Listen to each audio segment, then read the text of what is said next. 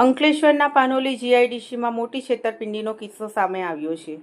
Aditya Birla Grasim industries limited logistic assistant manager company સાથે 4 કરોડની છેતરપિંડી આચરી છે.